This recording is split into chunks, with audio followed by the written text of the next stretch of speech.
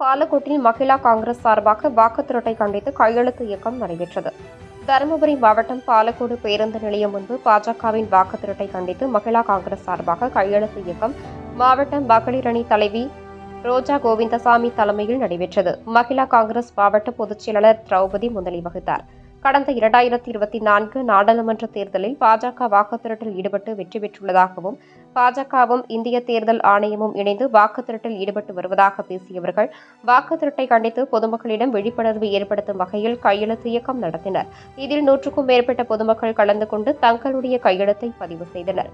இதில் மாநில தொழிற்சங்க தலைவர் கோவிந்தசாமி, தொழிற்சங்க நகர தலைவர் ஜின்னா, விவசாய பிரிவு மாவட்ட தலைவர் மணிகண்டன், மாவட்ட இளைஞரணி தலைவர் மணிகண்டன், சிறுபான்மை பிரிவு மாவட்ட தலைவர் முபாரக், மனித உரிமை மாவட்ட தலைவர் சதீஷ், நகர தலைவர் கணேசன், மாவட்ட பொது செயலாளர் ஜெய்சங்கர், மகளிர் அணி நிர்வாகிகள் முருகம்பாள், தேவகி, பருக், உன்னிசா உள்ளிட்ட பலர் கலந்து கொண்டனர். மகிழா காங்கிரஸ் நகர தலைவி முக்தார பேகம் நன்றி தெரிவித்தார்.